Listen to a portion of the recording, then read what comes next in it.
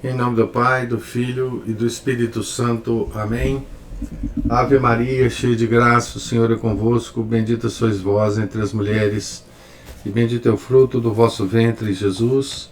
Santa Maria, Mãe de Deus, rogai por nós, pecadores, agora e na hora de nossa morte. Amém. São Felipe Neri, rogai por nós. Santa Escolástica, rogai por nós. Nossa Senhora de Fátima, rogai por nós. Em nome do Pai, do Filho e do Espírito Santo. Amém. Bom dia a todos. Nós estamos aqui na página 65 do livro A Fé perante a Ciência Moderna, do Monsenhor de Seguir. Capítulo 13, 10ª objeção. O fato muito provável da pluralidade dos mundos habitados não se concilia bem com o mistério da encarnação. Essa objeção, que já aparecia no século XIX, né?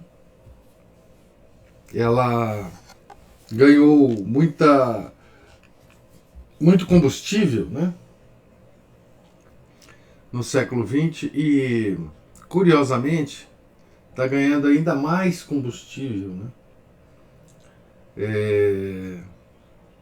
No século XXI, agora, né? Vamos ver aqui como é que o Monsenhor de Seguir trata essa questão. Pluralidade dos mundos significa outros planetas habitados, né? Enfim, por ETs, né? É ainda isto uma hipótese, e uma hipótese muito menos demonstrada que a precedente, mas bastante séria para prender a atenção. Eu conheço um rapaz muito inteligente que, por causa dela, interrompeu por mais de um ano as suas relações com a fé. Na essência, cremos que não tem importância alguma. Então veja que já no século XIX, quando o Monsenhor de Seguir escreveu esse livro, já essa questão já afastava, né, as pessoas da fé. Né? Imagina hoje, né?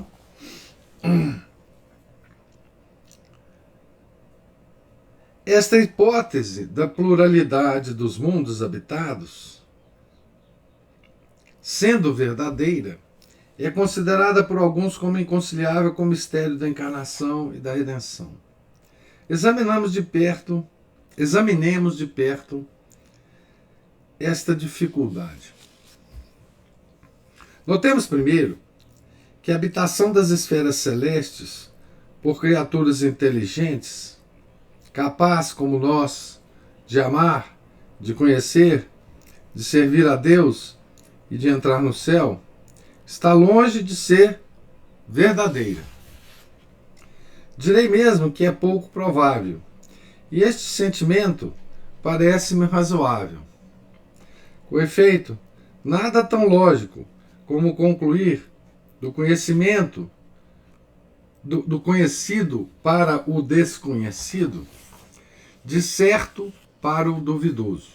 Ora, é atualmente um fato averiguado pela ciência que a Lua não tem habitantes. Também é certo que não tem atmosfera e, por conseguinte, nenhum ser organizado, animal ou vegetal, pode ali existir. O ar e a água são absolutamente necessários à vida de qualquer ser organizado. E demais, é a atmosfera ambiente, assim como a atração centrípeta, que nos livram de ser triturados, aniquilados e dispersos no espaço. Então, água e ar, né? Que ele está colocando aqui. Hoje a gente sabe que também ele também sabia, que há também uma faixa de temperatura, né? Muito definida. E várias outras coisas que sabemos hoje, né? O fato da ausência da atmosfera na Lua é uma verdade demonstrada. Apesar das 96 mil léguas que a separam da Terra, os nossos telescópios nos fazem ver a Lua a uma distância de 16 léguas somente. Como de Gênova se vê o Monte Branco. Um sábio astrônomo do Instituto, o Instituto deve ser, de novo, o Instituto de Paris, né? Depois de se ter aplicado 20 anos a esse estudo, dizia há pouco que se houvesse cidades ou somente grupos de casas na Lua, poderiam distinguir-se. Percebem-se ali vulcões extintos, vales abertos, planícies e algumas montanhas. A Lua não é, pois, habitada. Não é isso já uma probabilidade muito séria em favor da ausência de habitantes nas outras esferas celestes? Se elas são habitadas, por que o não será igualmente a Lua e pela mesma razão? Além disso, a física e a astronomia calculam que os planetas do nosso sistema, que se acham mais próximos do Sol do que nós, estão expostos a uma tal intensidade de calor de que nós mesmos não podemos fazer ideia. São milhares e milhares de graus de calórico que tornam completamente impossível a vida de qualquer ser organizado. E pelo contrário, os planetas que estão mais afastados que nós do Sol acham-se, segundo os cálculos da ciência, em uma intensidade de frio não menos incalculável. Então é que ele está falando da faixa de temperatura, né? Propícia à vida, né? Veja que os argumentos dele, para nós hoje, são argumentos primários até, né? Porque nós hoje temos muito mais conhecimento, né?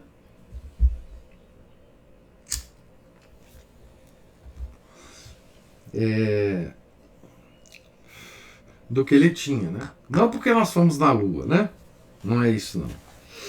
Mas é porque nós temos telescópios muito mais poderosos e temos conhecimento dos elementos químicos muito maiores, né? Então, os telescópios são muito mais potentes, né? Então aqui ele está levantando uma hipótese que hoje nós já conhecemos, né? Que os planetas do sistema solar, né, não são habitados, né? Embora vira e mexe nós lemos notícias de que talvez em Marte tenha água, talvez em Marte tenha micro-organismos subterrâneos, talvez em não sei o que, enfim. Hoje tem uma hipótese de que haja certos organismos primitivos em Júpiter que se alimenta de ácido, etc, etc. Bom, essas loucuras de hoje, né? Ali é igualmente impossível a vida orgânica nos planetas, né, mais afastados do Sol. Essas observações, fáceis de aceitar, parecem-me concludentes em favor da impossibilidade da existência de seres organizados e vivos nos outros planetas. Nem mesmo as plantas ali são possíveis. Todavia, não exageramos nada. A habitação das outras esferas celestes, por criaturas compostas como nós, de espírito e matéria, não é em si mesmo contrária à fé, sendo bem entendida. Eis aqui o que é de fé a tal respeito. Primeiro, é de fé que todos os homens descendem de Adão e Eva. e que não há outros homens além de nós.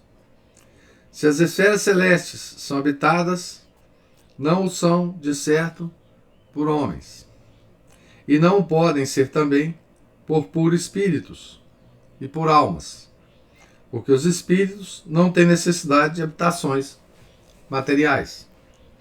Depois, é de fé que o Filho eterno de Deus se fez homem, e que nenhuma criatura, no céu ou na terra, pode ser salva e santificada senão por ele. A Escritura é formal neste ponto. Se os mundos são habitados à semelhança da terra, as criaturas que neles vivem são obrigadas, como nós, para entrar no céu, a acreditar na divindade do Verbo encarnado, a adorar o homem-deus, a amá-lo e a servi-lo. Mas dirá alguém: como poderão eles conhecê-los? Desculpe, conhecê-lo, o Deus encarnado, né? Perguntai-o a eles mesmos. O que nós podemos dizer é que a revelação do mistério da encarnação e da redenção pôde fazer-se em milhares de mundos, ou por intervenção dos anjos, ou por qualquer outra via só conhecida de Deus. Muitos dos que partilham desse sentimento explicam graciosamente neste sentido a parábola do bom pastor, que deixa na paz e na segurança do redil as 99 ovelhas fiéis para se abaixar até a ovelha perdida.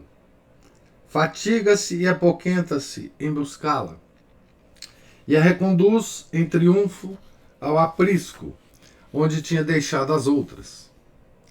Esta ovelhinha infiel seria a humanidade pecadora, afastada para longe de Deus sobre a terra.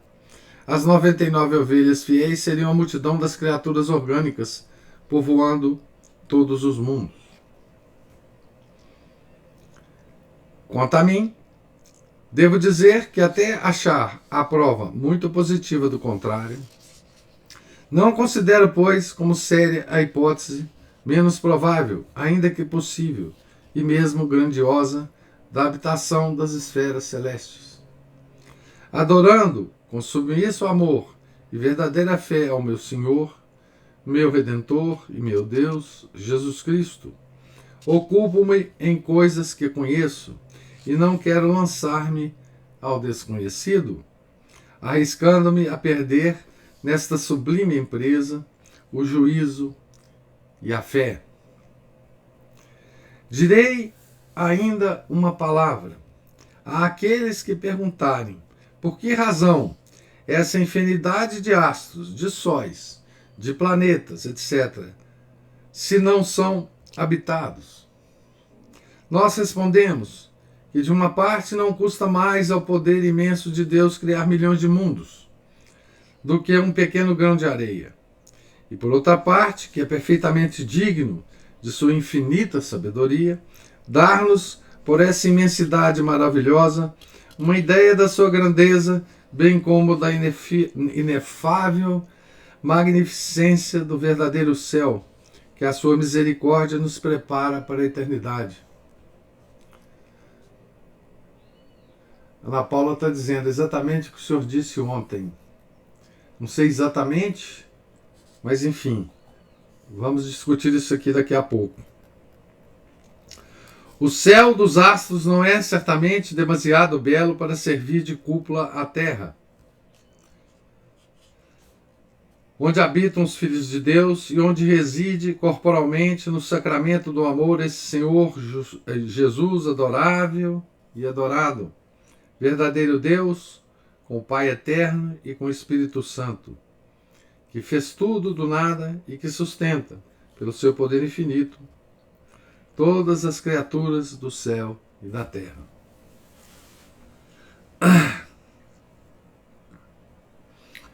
Então, veja aqui, essa discussão no século XIX, né, ela tinha um caráter de uma incerteza tão grande, né, que o Monsieur de Seguir, ele faz análise, sempre deixando claro que a ideia, o que ele pensa é que isso é uma besteira. Isso é uma. Primeiro, ele deixa muito claro que isso é uma hipótese, né? Continua sendo, né, uma hipótese. Né? E segundo, ele analisa da parte conhecida dele, não é?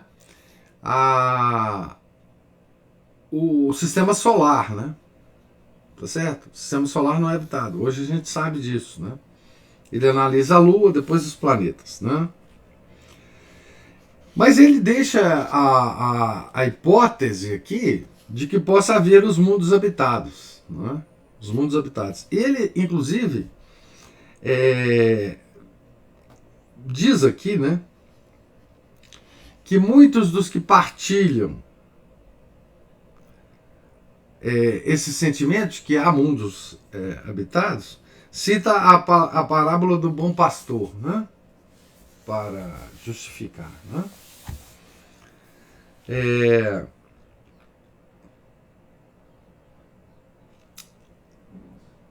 E ainda fala mais, né? Ele cita o que hoje é conhecida como conjectura de Enrico Fermi, conjectura de Fermi. Como ficou chamada, né?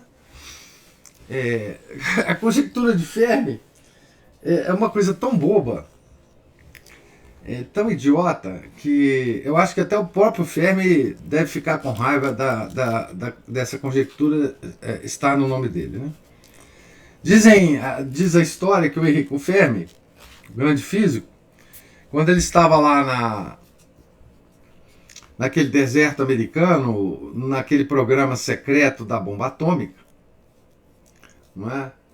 Ele olhava frequentemente para o céu, né? Vocês podem imaginar que o céu no deserto ele é muito mais claro e muito mais bonito, né, de se ver do que em outros lugares, porque o deserto a atmosfera é bem seca, né?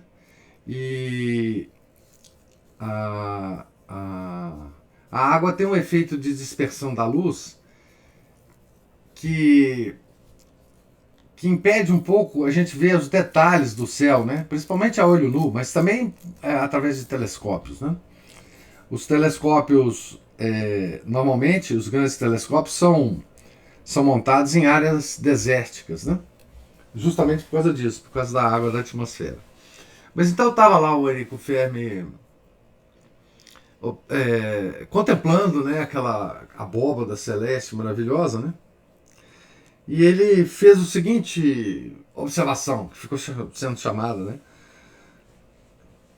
Será que nesses milhares de mundos que nós estamos vendo aqui, não existe nenhuma criatura viva, né? Não existe nenhuma vida? Que desperdício, né? De mundos, né? Que desperdício, né? É exatamente o que o Monsieur de Segui fala aqui, né? Aqueles que perguntarem por que razão esta infinidade de astros, de sóis, de planetas, etc., se não são habitados. Nós respondemos, o que nós respondemos, né? Que de uma parte não custa mais ao poder imenso de Deus criar milhões de mundos do que um pequeno grão de areia. É porque quando a gente olha para o universo, a gente acha que isso dá um trabalho danado de criar, né? Dá um trabalho. Pô, Deus teve um trabalho danado para criar isso. É porque eles não entendem nada a respeito da criação, né? Deus não fez esforço nenhum para criar isso, né? Então, e por outra parte, que é perfeitamente digno de sua infinita sabedoria dar-nos, por essa imensidade maravilhosa, uma ideia da sua grandeza, bem como da inefável magnificência do verdadeiro céu, que a sua misericórdia nos prepara para a eternidade. Então, Deus, com a construção desse universo maravilhoso, Ele nos deu para observar uma coisa que nos dá um vislumbre do céu verdadeiro, né? Um vislumbre. Um vislumbre, um sinal, né? Que está dentro das nossas possibilidades observar. Um sinal material da sua magnificência. Né? Então essa ideia aqui do Museu de Seguir é muito interessante, né? Mas nós vamos ver ainda em outras palestras sobre a questão dos extraterrestres que nós estamos desenvolvendo na associação. Nós vamos ver que algumas ideias que ele coloca aqui estão sendo usadas hoje por membros da igreja para justificar essa loucura de mundos habitados, né? De outros mundos habitados. Tá certo? Por exemplo, né? Ele tenta justificar aqui que, mesmo que haja mundos habitados, isso não é contrário à fé. Tá certo? Que o que é de fé, ele fala aqui, que os homens são descendentes de Adão e Eva, enfim,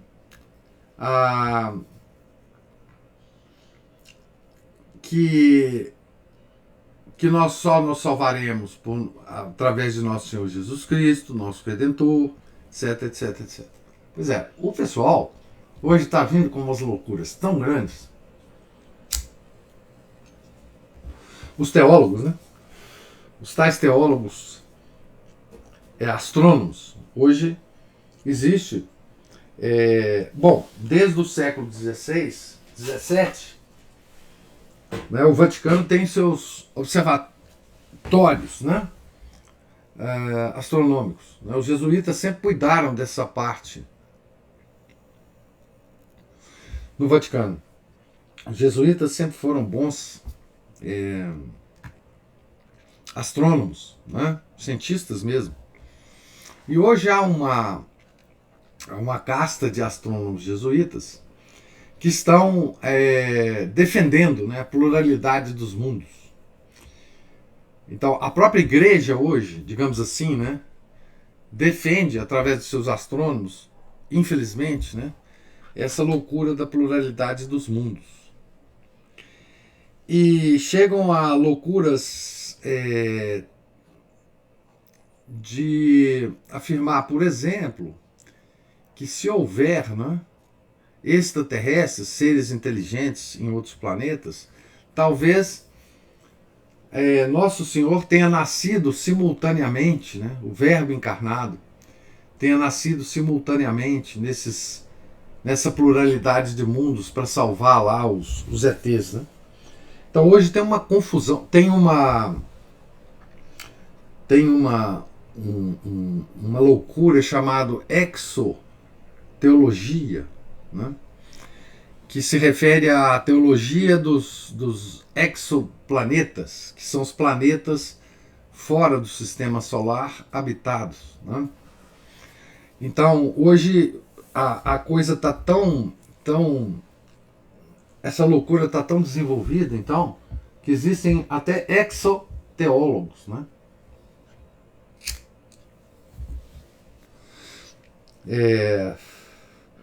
Há, inclusive, declarações do Papa reinante, Papa Francisco, né, sobre batismo de ETs.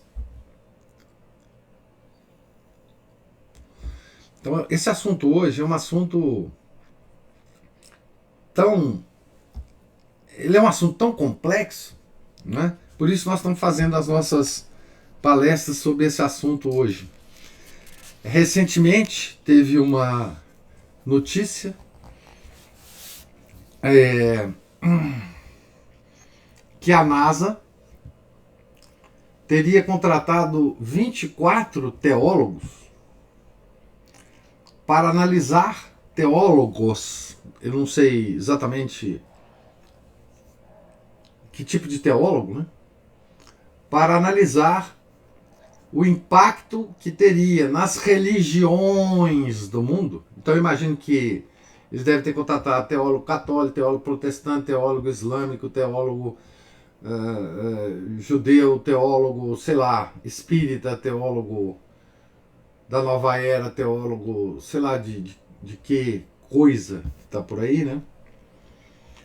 Para analisar o impacto da descoberta de ETs nas religiões do mundo, né? Então, vocês vejam que esse item que o Monsieur de Segui toca aqui, ele hoje é um item, digamos assim, explosivo, né? Explosivo. Tem programas bilionários de procura de exoplanets, ou exoplanetas, né? Liderado pela NASA, né? Planetas que aparentemente podem abrigar vida. E no meio disso tudo, é claro, está a questão da evolução, né? A questão daquela sopa primordial que pode ter acontecido também em outros planetas, e daí produziu uma mebinha, e essa mebinha então foi evoluindo até produzir os ETs. Como eles acham que o universo tem bilhões e bilhões de anos, eles imaginam também que pode ter havido algum planeta muito anterior à Terra, que a partir dessa sopa primordial teve a evolução das espécies e que produziu um ser inteligente muito antes de nós, e que esse ser, que essa civilização nesse planeta seja muito mais evoluída, né, do que a nossa. Então tem todo tipo de confusão a respeito disso, né? Além dos relatos de contatos com ETs, etc, etc, etc. Né? Hoje, esse assunto aqui tocado pelo Monsieur de Segui é um emaranhado de confusão que é uma coisa impressionante, né? E demandaria muito tempo para nós abordarmos ele aqui, né? Por isso nós estamos abordando em outros lugares. Então, mas continuemos aqui, né? Na 11ª objeção.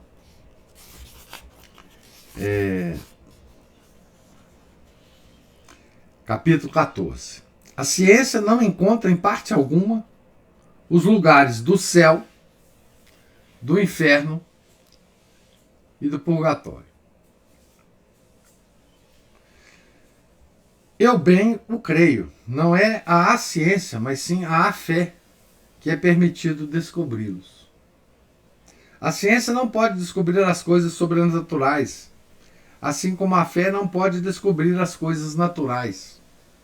O domínio da ciência é a natureza. Ora, o céu, o inferno e o purgatório não pertencem de maneira alguma à ordem da natureza. A fé, que é a ciência divina, nos ensina que depois da morte, a alma, completamente pura ou purificada, entra imediatamente na posse de Deus para viver eternamente da sua vida inefável e venturosa. E é isso que se chama o céu.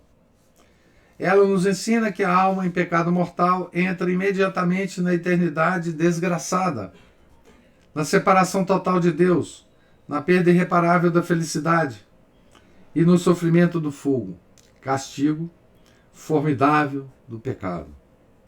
E eis aqui o que se chama inferno.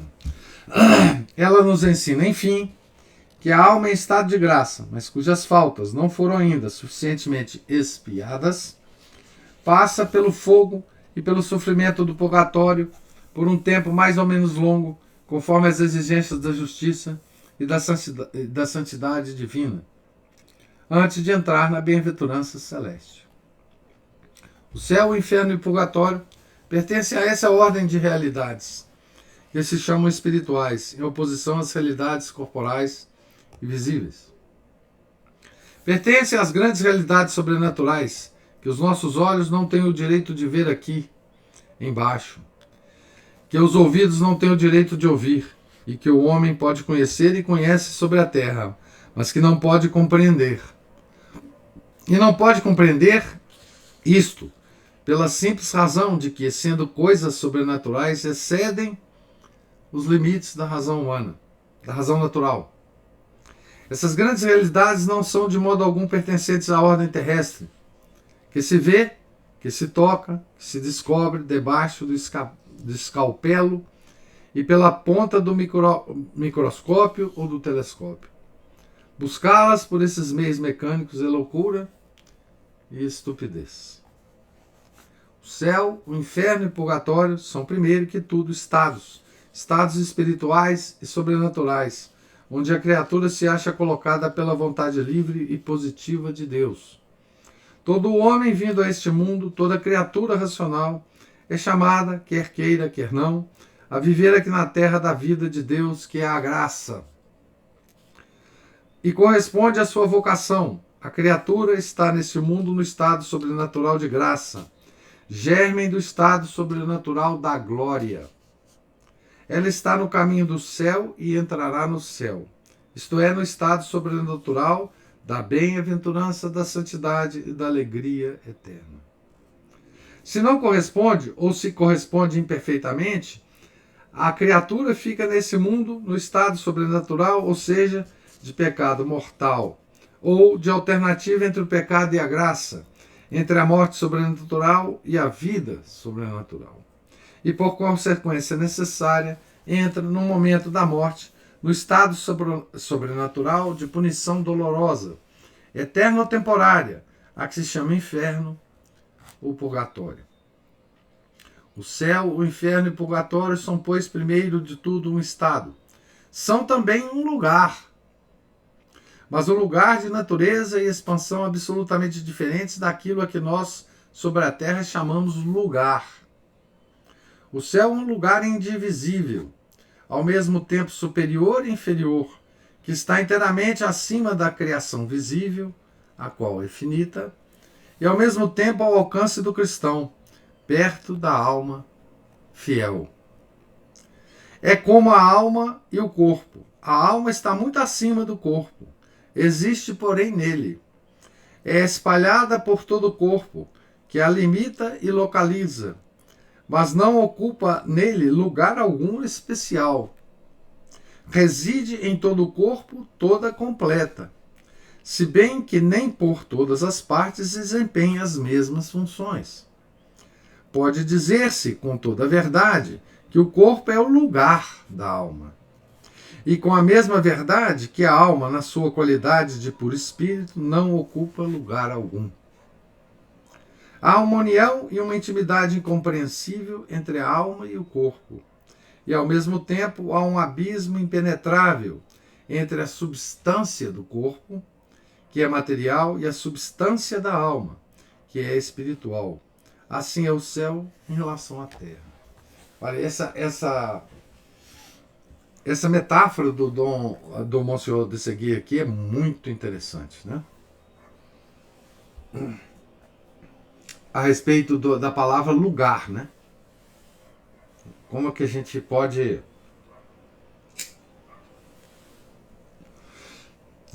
interpretar essa palavra lugar, né? Então ele dá aqui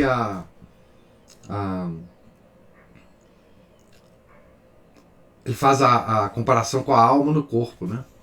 O lugar que a alma habita, né? Que a nossa alma habita, nós viventes, né? É o nosso corpo, né? Mas são é a união de duas substâncias que são muito diferentes, né? Substância do corpo, substância da alma. Substância aqui, até no sentido aristotélico mesmo, né? As almas puras e cristãs atingem, pois, interiormente, pela graça, o céu e o Rei do céu. Entram em um estado sobrenatural que se torna celeste desde este mundo e que desabrochará na eternidade de uma maneira absoluta. O reino dos céus está dentro de vós, diz-nos o Evangelho.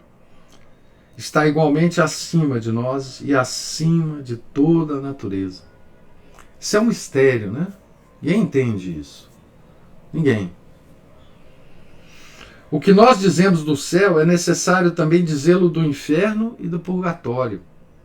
São lugares ao mesmo tempo inferiores e interiores. Lugares baixos onde descem as almas abatidas pelo pecado, isto é, criaturas inferiores. O pecador acha em si mesmo, na sua alma pervertida, o germe do inferno. Se não sofre ainda nele a pena do fogo, sofre já nele quase sempre a pena do remorso, do temor e da vergonha.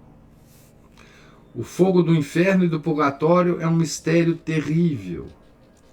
Nós sabemos do Evangelho, por toda a revelação do Antigo e do Novo Testamento, e pela tradição unânime de todos os povos, da existência desse fogo. Aliás, a propósito, o Monsenhor de Seguir tem um livrinho sobre o inferno. E ele, nesse livrinho, ele faz um apanhado histórico da ideia do inferno, desde a mais antiga, desde a mais remota antiguidade, né? E prova para nós que todos os povos, têm o conceito do inferno. Todos. O único povo que não tem mais o conceito do inferno é esse povo que é filho do iluminismo. Nunca na Terra teve um povo que não acreditasse no inferno. Até que o iluminismo apareceu na face da Terra, né? E hoje até a igreja, de vez em quando, nos dá a impressão de que não acredita no inferno, né? Certo? Então, é tradição unânime de todos os povos a existência desse fogo. Nós sabemos, pela fé divina, não pela ciência humana, que esse fogo é real, verdadeiro, eterno, tenebroso, horrível, que devora sem consumir os espíritos do mesmo modo que os corpos. Mas que é ele? Deus não nos fez conhecê-lo, desgraçado daquele que o conhecer por experiência. Então, Deus não nos contou como é esse fogo do inferno, né? E nós, cristãos, verdadeiros cristãos católicos, devemos ter sempre o desejo de não conhecê-lo, né? Não queremos saber. Esse mistério nós não queremos desvendar, né? O fogo do inferno é, segundo toda a aparência, o mesmo que o fogo do purgatório. Diferencia somente porque no purgatório é transitório e temporário. É uma passagem e não um estado permanente. Isso é também, segundo toda a aparência, né, que ele fala aqui, né? Porque por revelações particulares de muitos santos, né, a gente tem essa impressão, né, do mesmo fogo, né, do purgatório e do inferno. Quanto aos corpos dos santos e bem-aventurados, não gozarão da felicidade celeste senão depois da ressurreição. Bem como os corpos dos condenados não sofrerão o castigo das suas almas senão depois dessa mesma ressurreição. Na eternidade feliz ou desgraçada, os corpos não se conservarão mais no estado em que nós os conhecemos agora. A teologia nos ensina que, sem se tornarem espíritos, participarão do modo de existir das substâncias espirituais e não estarão mais sujeitos às leis terrestres do tempo, do lugar e do espaço. Serão, diz-nos Jesus Cristo, como os anjos de Deus. Não serão espíritos, mas existirão como os espíritos. O nosso corpo ressuscitará em espírito, acrescenta São Paulo. Os escolhidos serão como os santos anjos, os reprovados como os demônios. São Tomás diz a esse respeito coisas admiráveis na terceira parte da Suma. Ele está falando aqui do corpo glorioso, né? Que é também um mistério.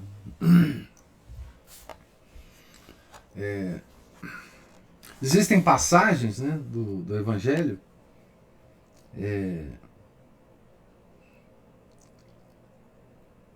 principalmente essas passagens são depois da ressurreição de Nosso Senhor, que são misteriosas, né, a respeito do corpo ressuscitado de Nosso Senhor, né? Certas propriedades desse corpo, né, que os apóstolos viram, né, completamente misteriosos, né? Eles atravessavam a parede, né? Enfim.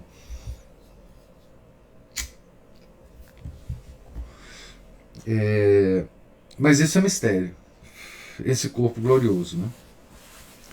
Na ordem das coisas sensíveis, o céu, o reino das alturas, é representado pelo céu material, incomensurável, magnífico, que domina a terra. E o purgatório e o inferno são representados e como localizados nos profundos abismos da terra, que nós sabemos serem devorados por um fogo material inconcebível e pelas trevas eternas.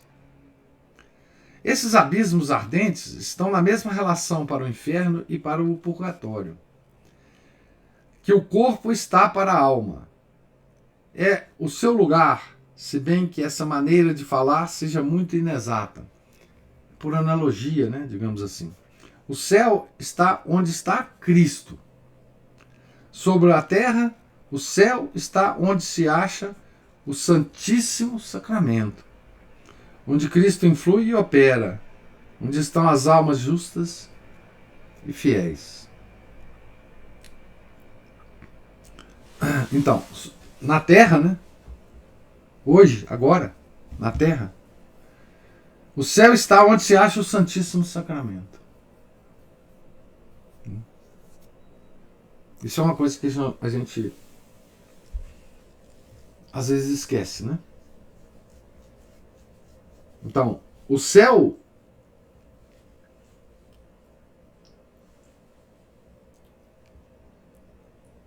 ele está como lugar na terra. Hoje, permanentemente, né? No Santíssimo Sacramento. Tudo isso pertencendo, repito eu, a uma ordem que não é da natureza, único domínio da ciência. E é inteiramente natural e mesmo necessário que a ciência humana, entregue aos seus únicos recursos, não possa nem descobri-los, nem atingi-los. Não é, pois, para admirar que ela não saiba onde é o céu, onde é o inferno, onde é o purgatório. Nós, outros cristãos, sabemos de um modo indubitável que eles existem. E se as demonstrações da teologia não afastam completamente toda a escuridão sobre a razão dessas grandes e temíveis realidades, nós conhecemos facilmente que não podemos compreender tudo. E mesmo que não devemos compreender tudo. Aqui na terra acreditamos o que havemos de ver lá no céu. E no céu veremos o que tivermos acreditado na terra. Os sábios, incrédulos e os ímpios verão de perto o inferno, porque não acreditaram nele. E não será já tempo de acreditar. Aí será tempo de ver, né? Então olha que bonito, né? Aqui na terra acreditamos o que havemos de ver lá no céu. E no céu veremos o que tivermos acreditado na terra. Os sábios, incrédulos e ímpios verão de perto o inferno, porque não acreditaram nele. E não será já tempo de acreditar. Aí já não dá mais tempo de sair dele, né? Certo? Então essa objeção da ciência é bobinha, né? É bobinha. Embora tenha dado oportunidade para Monsenhor de Seguir descrever, né? Discorrer sobre o céu, o inferno e o purgatório de forma brilhante aqui, né? Para o nosso deleite, né? Para o nosso conhecimento, né? Então, esses dois capítulos são muito diferentes um do outro, né? Nós passamos dos ETs, né? Para o céu, o inferno e o purgatório, né? E eu vou terminar a leitura aqui na página 73, né? E vou perguntar se vocês têm alguma observação ou alguma pergunta a fazer. E professor, bom dia. Bom dia, Márcio. O senhor falando aí da parte do inferno, lugar e tudo mais, mas são umas coisinhas, umas descobertas interessantes aí. Não sei se você ouviu falar de um buraco, se não me engano, no Cazaquistão, que sai lá um monte de fumaça, de enxofre, ele é um buraco fundíssimo lá. E o pessoal chegou para tentar fazer uma pesquisa. Entre as coisas que eles pesquisaram foram os sons. E eles gravaram até os sons de uns gritos vindos de lá. Então, não sei se você ouviu falar sobre isso. Não ouvi. Tem esse buraco parece que é a maior profundidade que já se atingiu, né? Em perfurações. Parece que, se eu não me engano, esse buraco teria 12 quilômetros, né, de profundidade, né? E sim, gravaram lá existem os sons, né? O problema com isso é o seguinte, é o problema com... Primeiro, né, a fonte desse vídeo, eu não sei se a fonte é confiável, né? Primeira coisa. Enfim, dá para ouvir os gritos mesmo, né? Não são claríssimos, não, mas dá para você perceber, né? O problema com isso é o mesmo problema com qualquer outra, digamos assim, aparente manifestação sobrenatural de alguma coisa, né?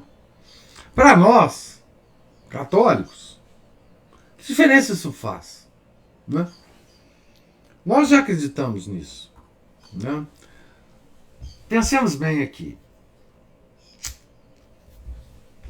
Que diferença faz para nós, para a nossa fé e para a nossa vida, sabermos que o inferno, por exemplo, está numa região interior da Terra, como até o Monsenhor de Seguir menciona aqui, né? Para nós, o que é importante é que nós não queremos ir para lá. E que nós, pela igreja, pelos ensinamentos da igreja, pela tradição, nós sabemos, nós temos uma ideia pálida do que uma alma sofre, né, no inferno. Através de grandes santos, tem descrições digamos, vivas do inferno, né? Uma das mais impressionantes talvez seja de Santo Inácio de Loyola. Ele faz essa descrição nos exercícios espirituais, né? Uma coisa pavorosa. Uma coisa pavorosa. Né? Então, nós que acreditamos nisso, para nós não faz diferença onde ele está, né? Eu concedo que esse vídeo é impressionante. Tem um vídeo, né? Pelo menos o que eu vi era um vídeo com esses sons, etc., explicando a questão do buraco, etc, etc. Mas eu lembro bem que, assim, as nossas verdades de fé, elas estão acima de todas as demonstrações, né? Como é um mistério, pode ser que o inferno seja mesmo um lugar localizado no interior da Terra? Pode. Mas faz diferença para nós que acreditamos nele esse fato? Não creio. Digo, eu me lembro aqui do São Luís, né? São Luís, rei de França. Quando chamaram ele para presenciar um milagre eucarístico que estava ocorrendo em Notre-Dame, né? Ele estava em oração no aposento dele, entrou um criado lá, meio espavorido, interrompeu a oração de São Luís para dizer para ele, para convidá-lo para ir lá na Notre-Dame para ver o milagre eucarístico. Ele falou assim: eu não vou lá de jeito nenhum, eu não preciso ver milagre eucarístico para acreditar na presença real. Eu vou continuar minhas orações, senhor, por favor, se retire dos meus aposentos. E vá lá se você quiser. Né? Então, os milagres eucarísticos é da mesma forma, né? Eles ocorrem, mas para a nossa fé faz pouca diferença, né? É claro, se eu tivesse a oportunidade de visitar um lugar de milagre eucarístico, eu iria, né? Para adorar, né? Nosso Deus. Mas não tendo, não faz a menor diferença, né, para nós que haja hóstia sangrando, como a de Lanciano, né, desde o século VIII. Porque nós já, enfim, nós não precisamos dessa manifestação, né? Hoje em dia, os católicos precisam de mais de milagre, né? Nós vemos a quantidade de Nossa Senhora que aparece por aí, né? A quantidade de gente que vê Nossa Senhora, que anota os recados dela, não é? Então, parece que o catolicismo hoje, ele só pode sobreviver através dos milagres, né? O que é uma coisa absolutamente marginal na nossa religião. Marginalíssimo. Né? Vocês vejam a quantidade de milagres que Nosso Senhor fez. A quantidade de milagres que Nosso Senhor continua fazendo, através dos seus santos. Isso não converte ninguém? Não é milagre que vai converter ninguém. E não é milagre que vai manter ninguém na religião. Não é? A quantidade de corpos incorruptos que tem na Europa. Não é? E a Europa abandonou a fé completamente. A Europa hoje não é mais cristã, né? A quantidade de corpos incorruptos que tem lá na Europa é uma coisa absolutamente extraordinária. Né? Então, assim, milagres, eles estão acontecendo sempre, permanentemente, né? Santa Rita de Cássia, por exemplo, é uma das coisas mais extraordinárias, né? Mas existem milhares de corpos incorruptos. Então, assim, a nossa fé não tem nada a ver com milagre. Nossa fé não tem nada a ver com essas manifestações, ou mesmo nem com descobrimentos, né, arqueológicos. Eu sei que existem muitos que enfim, descobriu-se agora o quão verdadeiro era o Antigo Testamento em relação a tal monte assim que é descrito né? Tudo bem. Descobriu? Ótimo. Mas nós temos as Sagradas Escrituras na mão. Nós temos a nossa fé. Nós não precisamos desse tipo de... Quer dizer, se a nossa fé depender disso, nós perderemos a fé. É isso que eu quero dizer. Resumidamente, né?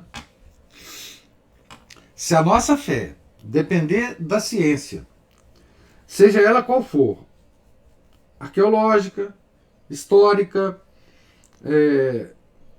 para nos dar certeza das coisas que nós acreditamos, nós não temos mais fé. Né? Nossa fé não se mantém por isso. Né? Então, mesmo essa objeção, e o lugar do céu? Poxa, eu estou um pouco me lixando para o lugar. Né? O lugar aqui é um termo por analogia, né? É óbvio que é por analogia, mas e se nós descobrirmos de fato que o inferno, sei lá, está a 12 quilômetros lá no Cazaquistão, né? O meu desejo de não ir para lá se mantém absolutamente intocado. Né? Então, o que a gente precisa manter, né, é essa atitude de... Não é de indiferença, mas é de certeza tão inabalável que nenhum fato vai abalar, né? Nenhum falatório revestido de autoridade científica.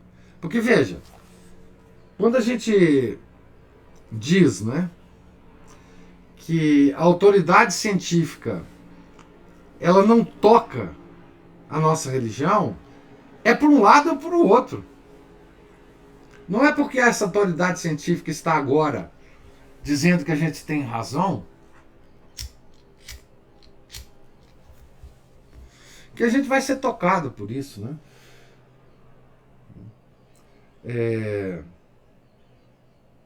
E os milagres, eles não fazem parte da certeza da nossa fé. Nós não precisamos de milagres. Hoje, a igreja, os fiéis, estão muito dependentes de milagres, de visões, de revelações, de... Nós podemos pegar todas as revelações, elas não têm substância da nossa fé. Tá certo? Mesmo as revelações aprovadas pela igreja, o que eu estou querendo dizer aqui é o seguinte: mesmo as revelações aprovadas pela igreja, elas não têm nenhum caráter obrigatório para nós católicos. Tá certo? Isso não vai contribuir para a nossa salvação. Né? Não quero dizer que a gente deva desconhecer as revelações. Vocês sabem muito bem disso, né? Por exemplo, Fátima, né? Que é uma das aparições de Nossa Senhora mais consideradas pela igreja, mais aprovadas pela igreja, mais... Enfim. Guadalupe, Lourdes. Né? Nós podemos desconhecer essas revelações por completo. Nós não somos obrigados, inclusive devoções. A nossa religião, ela é uma religião muito especial. Tá certo? Veja, mesmo as devoções aos santos, elas não são obrigatórias, exceto a Nossa Senhora.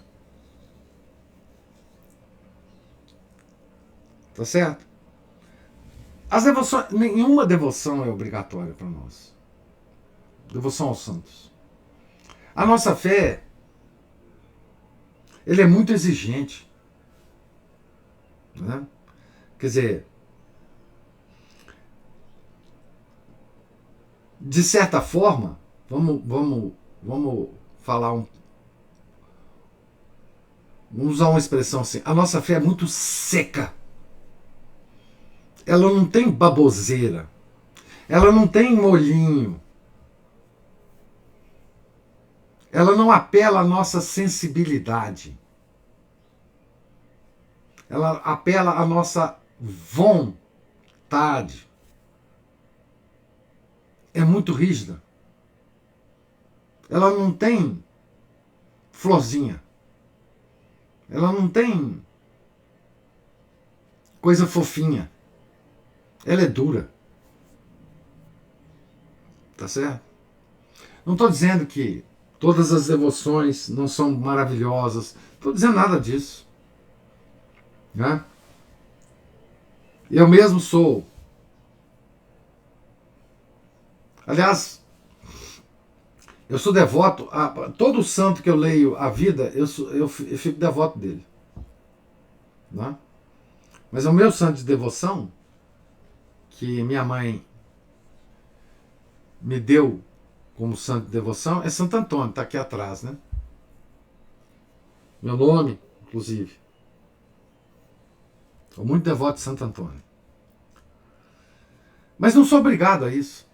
A minha fé não me obriga a esse tipo de devoção.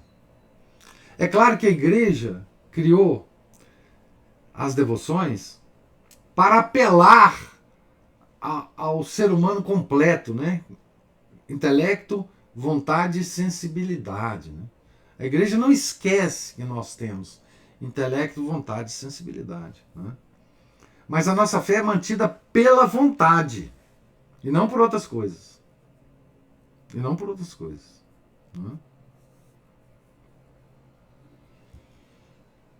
Eu me alonguei demais aqui. O Máximo puxa a minha língua e eu fico falando sem parar aqui.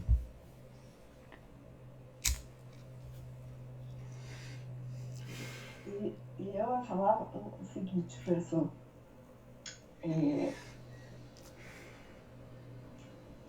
Na verdade, eu, por exemplo, eu acho interessantíssimas essas descobertas. Eu também.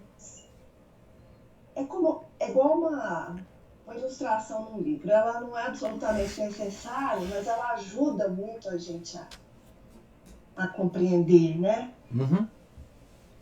Sim. E o Monsenhor de Segui, ele fez uma catequese aqui, né? Isso. Sobre céu, inferno e purgatório. E mesmo assim, a gente tem dificuldade em visualizar as coisas. O que, para mim, significa o seguinte, que no final das contas, porque a nossa... É como você falou aí, né? A nossa adesão é pela vontade. Se a gente se colocar no nosso devido lugar, isto é, que nós não somos Deus. Nós não a nossa religião não é antropocêntrica. Né? Isso. É Deus que está no centro. Então nós vamos ver quanto que é necessário da nossa entrega. É uma entrega mesmo. Essa adesão definitiva e completa. Adesão definitiva e completa. Uhum. Ele falou. Exato. E ponto.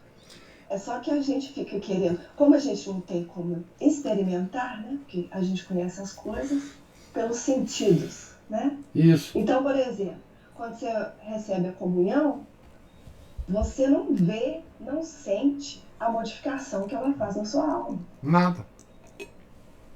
Você tem que conhecer isso e decidir acreditar nisso. Isso existe, apesar de você não sentir. Isso. Decidir significa usar a sua vontade. Exatamente. Né? Então, assim, por isso que é dura a nossa fé. Por isso que ter fé é uma dureza. Uma dureza. É muito duro. Porque nós temos que submeter o nosso intelecto à nossa vontade.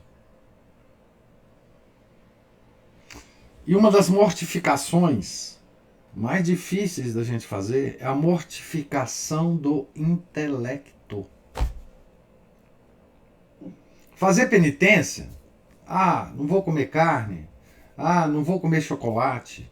Ah, na quaresma eu não faço isso, não faço aquilo. Em relação à mortificação do intelecto, isso aí é pueril. A maior penitência que nós temos que fazer, permanente, é a mortificação do intelecto. Que significa submetê-lo à nossa vontade.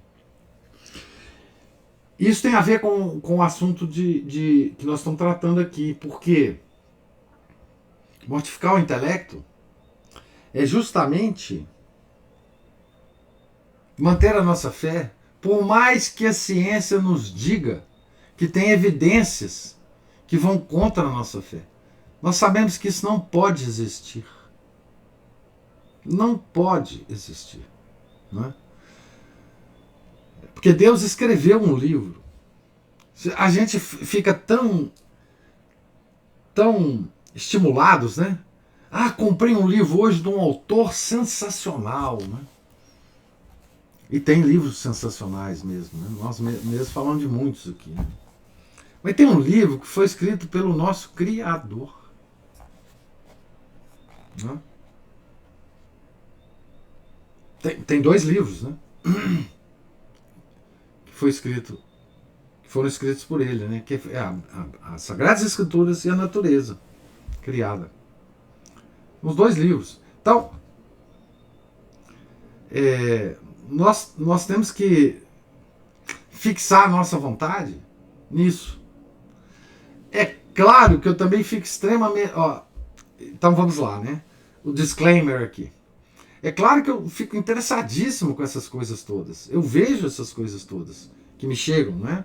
Por exemplo, como o Márcio falou, né? Essa coisa do Cazaquistão, as escavações em Israel, enfim, isso tudo me interessa também, né? Mas o que a gente tem que separar, e às vezes nem eu mesmo separo, é que isso não pode abalar, né? Nem minimamente a nossa fé, né? Então essa coisa da sensibilidade que você falou, né? Nós vamos lá comungar, e aí a gente recebe a hóstia se desfaz na nossa boca, a gente reza, agradece, mas não sente nada. A nossa parte da sensibilidade, ela não é tocada por isso. Tem santos, tem almas que sentem. Claro, essas almas são escolhidas, elas são favorecidas. Tem almas que se alimentam, né? Santa Catarina de Sena, por exemplo, nos últimos 6 anos da vida, ela só se alimentou pela hóstia. O alimento do corpo, inclusive, não só da alma. Mas isso pode abalar a minha fé, ou isso pode... Nada. Isso pode fortalecer minha fé? Nada. Se eu acreditar na presença real. Né? Então, assim, há santos que, enfim, na hora da comunhão, a Santa Teresa levitava, né? Na hora da comunhão. Inclusive, ela pedia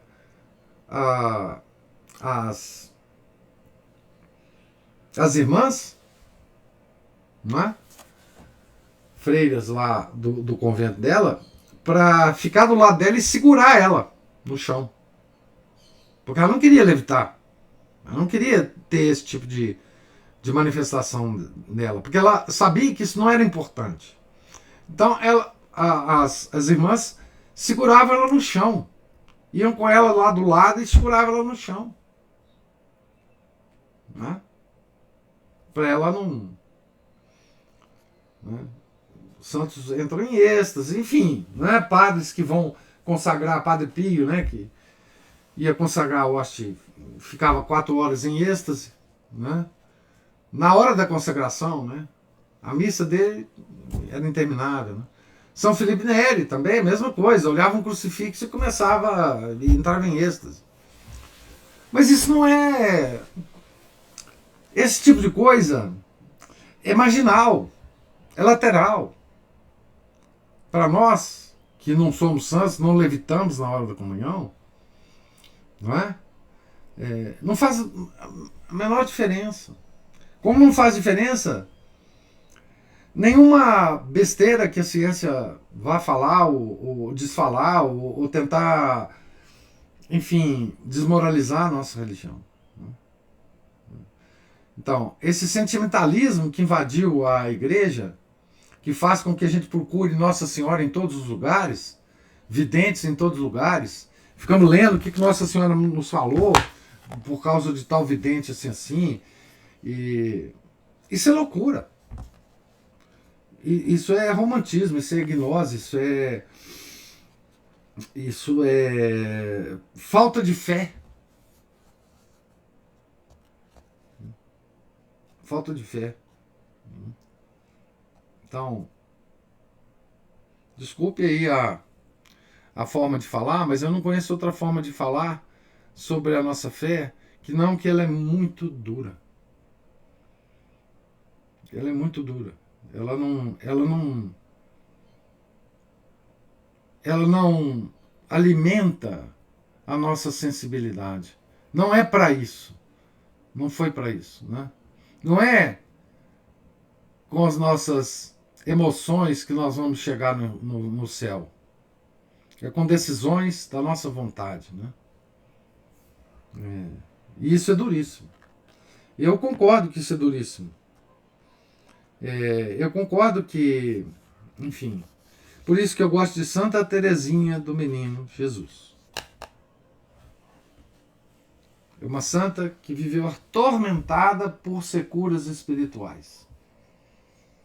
Morreu, inclusive, numa terrível secura espiritual. Né? E que teve sua fé inabalada. Inabalada. Nós temos que nos preparar para isso. E parece que as pessoas hoje se preparam para ter visões, para ter consolações, para ter certezas sensíveis, né? Para alimentar a fé. Essas pessoas, elas não têm de fato fé, né? E eu me incluo entre elas, tá? Eu não estou aqui dizendo que, enfim, eu sou diferente, não. É que a gente tem que lutar contra isso. Né? Lutar contra isso. Pois bem, falei demais hoje. Deus lhes pague a paciência e a presença. Nós estamos na página... Amanhã começaremos a ler a página 74. Não é? Tenham todos um santo dia. Fiquem com Deus. Em nome do Pai, do Filho e do Espírito Santo. Amém. Ave Maria, cheia de graça, o Senhor é convosco. Bendita sois vós entre as mulheres, e bendito é o fruto do vosso ventre, Jesus. Santa Maria, Mãe de Deus, rogai por nós, pecadores, agora e na hora de nossa morte. Amém. São Felipe Neri, rogai por nós. Santa Escolástica, rogai por nós. Nossa Senhora de Fátima, rogai por nós. Em nome do Pai, do Filho e do Espírito Santo. Amém.